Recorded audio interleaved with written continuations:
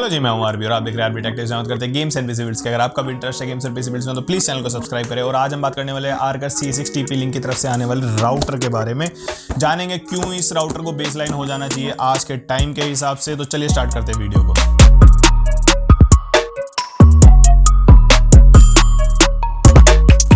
सबसे पहले बात कर लेते हैं आपको डुअल बैंड का राउटर लेना ही क्यों चाहिए। आपको मैं सिंपल सा एक तरीका बताता हूं। आप अपने फोन का वाईफाई का सेटिंग खोलिए, उसमें जाकर आप चेक कीजिए कि आपके वाईफाई की सेटिंग के अंदर कितने आपको वायरलेस कनेक्शन के नाम नजर आ रहे हैं। अगर आपको 1, 2 या 3 तक नाम नजर आ रहे हैं तो आपका सिंगल बैंड का राउटर भी आज भी काम कर जाएगा। और 50 Mbps तक की अगर आप स्पीड यूज कर रहे हो तो अगर आप 50 Mbps से ऊपर की स्पीड यूज कर रहे हो और आप मेट्रो सिटी में रहते हो तो ये मुमकिन ही नहीं है कि आपके पास 1 या 2 या 3 राउटर के नाम आए आज के टाइम में 2021 में।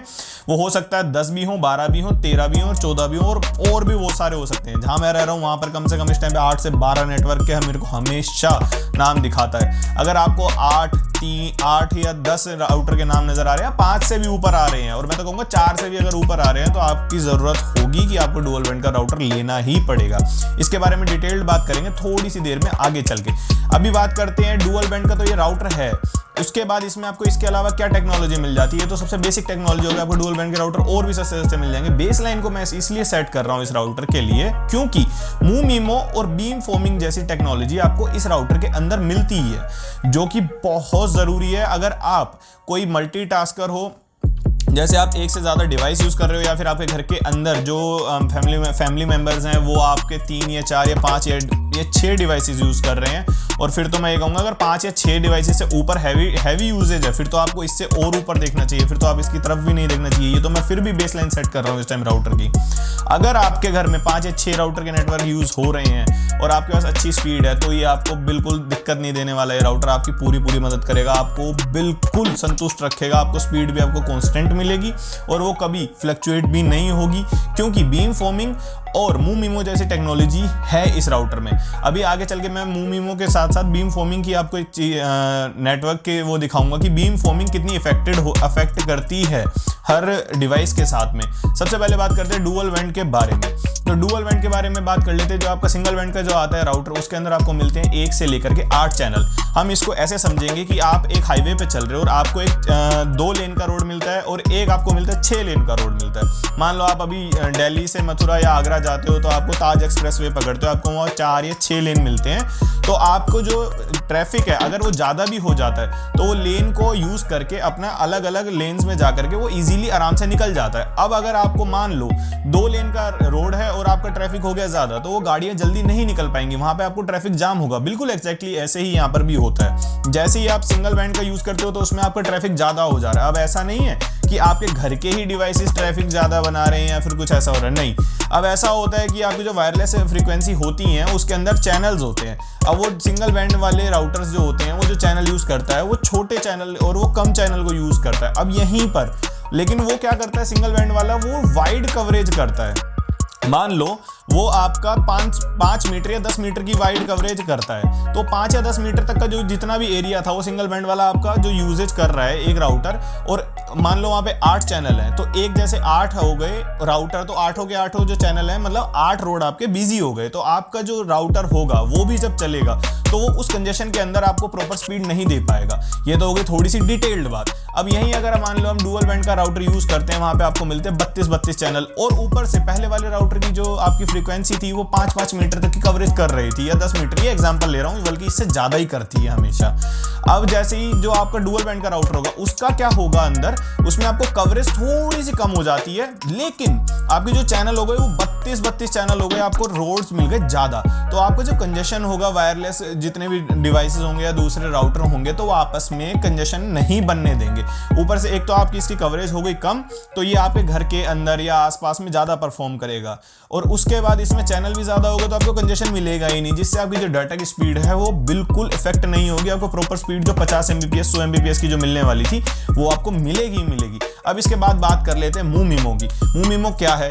Multiple input multiple output technology है, जिसमें क्या होता है जैसे हम सिंगल बैंड का राउटर यूज करते हैं तो उसके अंदर हमें एक चीज देखने को मिलती है कि वो सिंगल ही सर्व करता है, एक ही एंटीना है जो आपको 4 या 5 डिवाइसेस को सर्व कर रहा होगा। यहाँ पर आपको मिल जाते हैं multiple output, multiple input, multiple output मिल जाता है, जिससे क्या होगा, आपको जो ये राउटर आपको फ्रीक्वेंसी देगा वो पर एंटीना एक स्पेसिफिक डिवाइस को कंसर्न करके रखेगा कि इस डिवाइस को ही मैंने अपनी फ्रीक्वेंसी देनी है।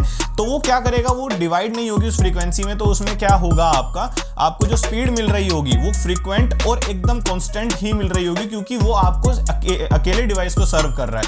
अब इस वाले राउटर के अंदर आप जैसे देखोगे कि इसमें चार आते हैं एंटीना लगे हुए, तो आप एक इंटरनल एंटीना भी आता है जो कि इसके अंदर मान लो 5 एंटीना है इसके अंदर, या फिर बाहर आपने फिजिकली दिख रहे हैं तो 4 ही मान लेते हैं। तो ये 4 डिवाइसेस को बिल्कुल, अगर मैं 100 Mbps का प्लान यूज कर रहा हूं तो इतना तो नॉर्मली है कि 100 Mbps में आपको कभी कभी 95 Mbps या 90 Mbps तक की स्पीड मिलती है, हमेशा 100 Mbps की नहीं मिल पाती है।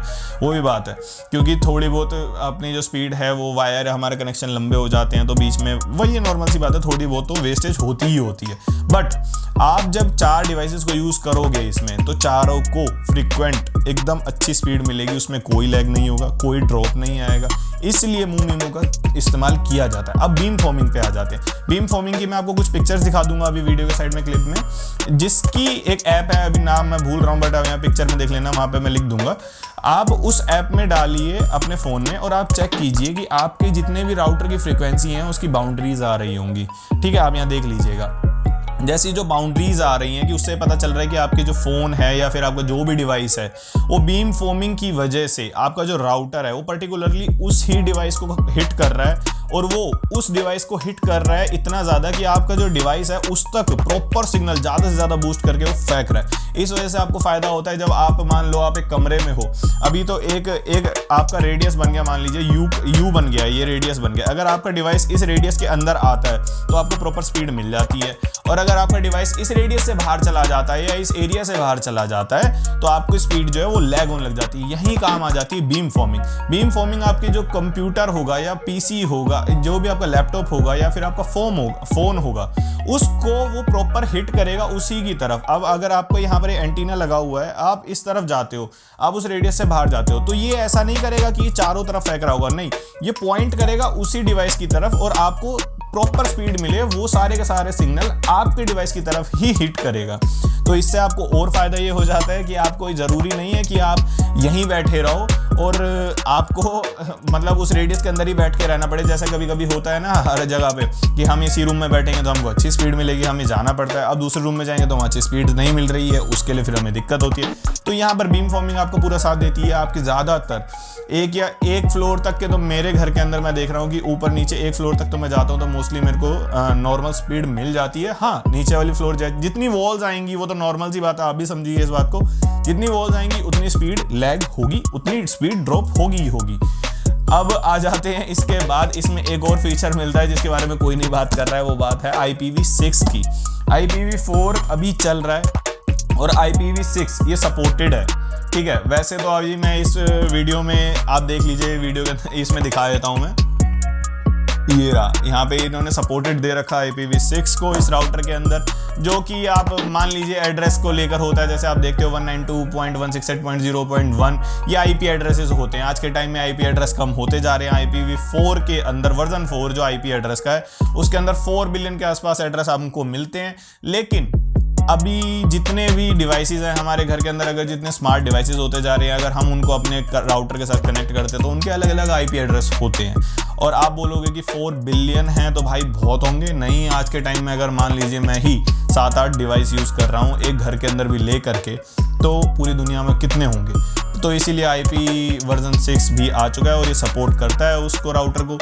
तो ऑब्वियसली अगर आप घर के अंदर एक से ज़्यादा डिवाइसेस यूज़ करते हैं और आप प्रॉपर उस पर चाहते हैं कि आपको प्रॉपर स्पीड मिले, उसमें कोई लैग ना हो, तो ये राउटर आपका बहुत अच्छा साथ देने वाला है। इस वीडियो के अंदर मैंने कोई अनबॉक्सिंग नहीं दिखाई है, कोई भी अलग से कुछ नहीं दिखाया, फिर भी मैं जाते जाते बता देता हूँ कि इसके अंदर एक राउटर मिल जाता है, आपको एक चार्जर मिल जाता है, एक छोटी सी आपको लैन केबल मिल जाती है और एक कुछ पेपर गाइड्स मिलते हैं। अगर आपको अनबॉक्सिंग की वीडियो देखनी है तो आप बहुत सारे और भी मेरे जैसे भाई बंधु हैं जो अनबॉक्सिंग की वीडियो बना रहे होंगे, आप वहाँ जाकर ये देख सकते हो।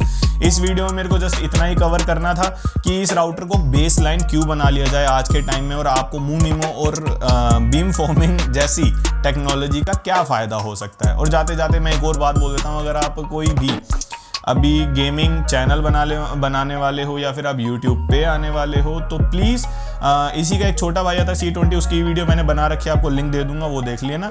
बट मैं फिर भी जाते जाते ये कहूँगा, अगर आप 1600-1700 अभी वो देख लेना, आप 1500 के आसपास का है मेरे ख्याल से राउटर, अगर आप वो लेने वाले हो तो प्लीज़ आप उसको छोड़ के आप इसकी तरफ देख लीजिएगा, ये बहुत ज़्यादा सही रहेगा उसकी जगह। और अभी 2021 में इसका एक और वर्जन 2 भी आ चुका है जो कि मैट ब्लैक में है। वैसे भी ये ग्लॉसी फिनिश में आता है, मेरे को तो वैसे भी ग्लॉसी फिनिश ज़्यादा पसंद नहीं आई, क्योंकि हाथ लगाते यार उसमें फिंगरप्रिंट्स बहुत ज़्यादा आते हैं।